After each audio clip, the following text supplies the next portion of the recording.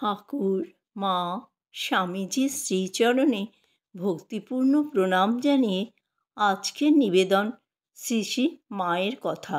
শ্রী সুরেন্দ্রনাথ সরকার। শ্রী শ্রী মাকে প্রথম দর্শন করি ইংরেজি 1910 সনের ডিসেম্বর মাসে বড়দিনের সময় উড়িষ্যার কোঠারে। আমার সহিত হেমন্ত মিত্র ও বীরেন্দ্র মজুমদার নামক আরও 2 জন ভক্ত শিলং হইতে আসিয়াছিলেন।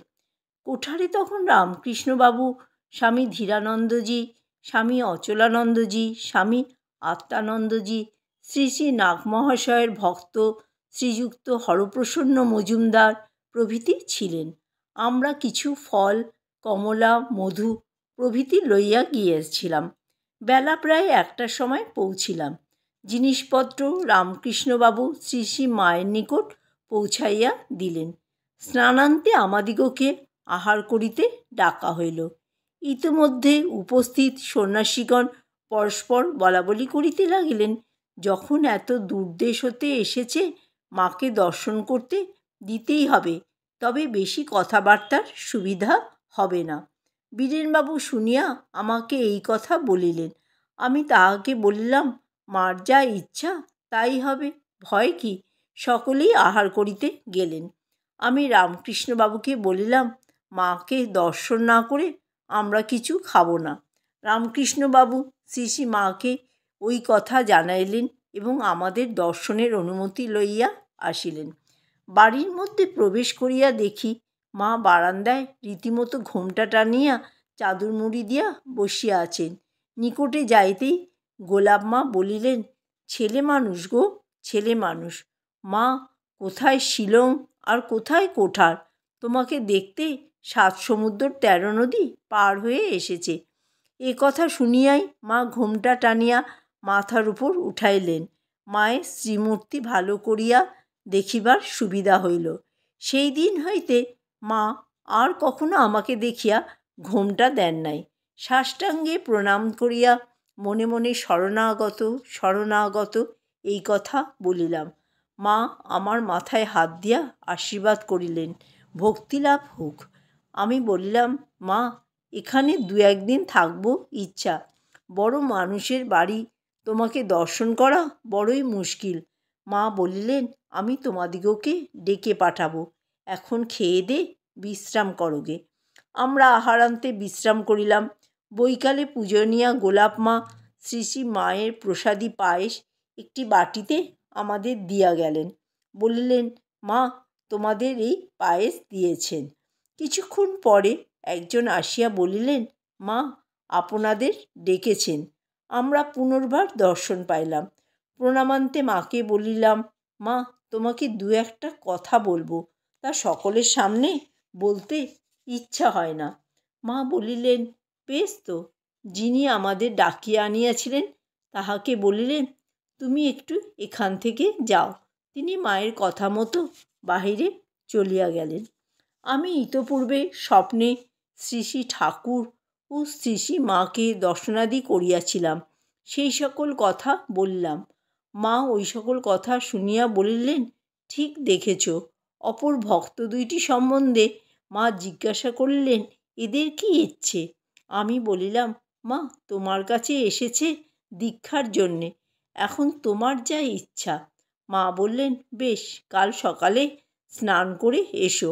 আমি বললাম, মা, ঠাকুর তোমার পাদপদ্ম পূজা করেছিলেন, আমাদেরও ইচ্ছে পুষ্পাঞ্জলি দিয়ে তোমার পাদপদ্ম পুজো করব। মা বললেন, আচ্ছা, তাই হবে। আমি বললাম, ফুল কোথায় পাব? মা বললেন, এরা জোগাড় করে দেবে। আমরা প্রণাম করিয়া বাহির বাটিতে আসিলাম। শ্রী শ্রী মা আমাকে জিজ্ঞাসা করিলেন, এদের কি ইচ্ছে? কিন্তু আমার নিজের সম্বন্ধে কোনো কথাই তুলিলেন না। মায়ের নিকট হইতে চলিয়া আসিবার পর আমার একটু চিন্তা হইল। ভাবিলাম, মায়ের যা ইচ্ছা তাহাই হইবে, আমি নিজে বলিব না। পরদিন আমরা স্নান করিয়া পুষ্পাদিসহ প্রস্তুত হইলাম।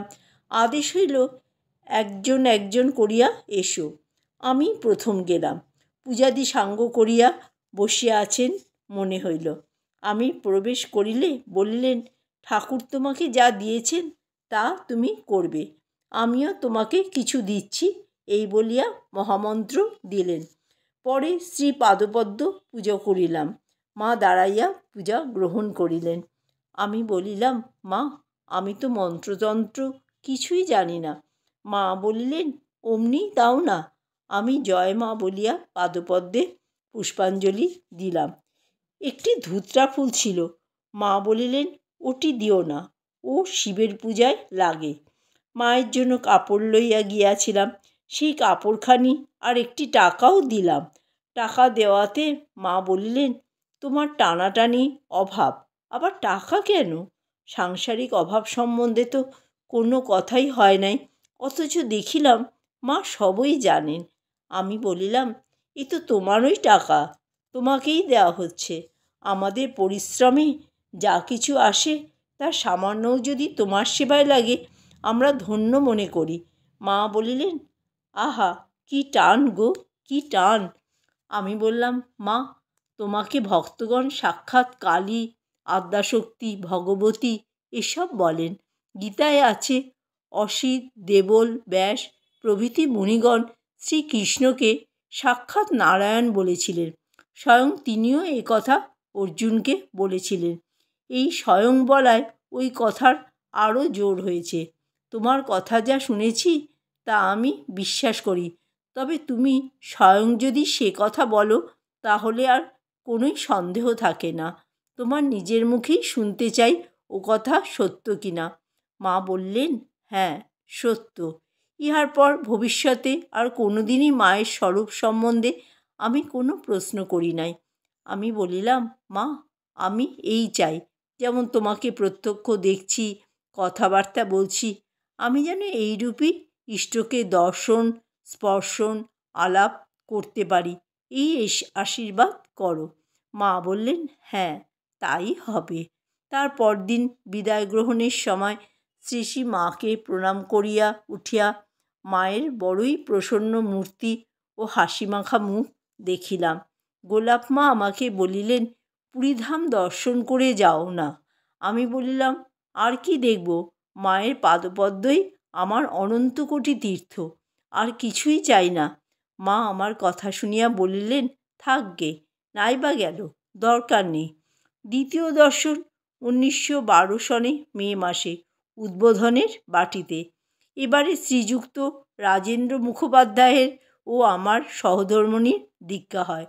শ্রীমতী রাধুর অসুখ থাকায় বিশেষ কোনো কথাবার্তা হয় নাই।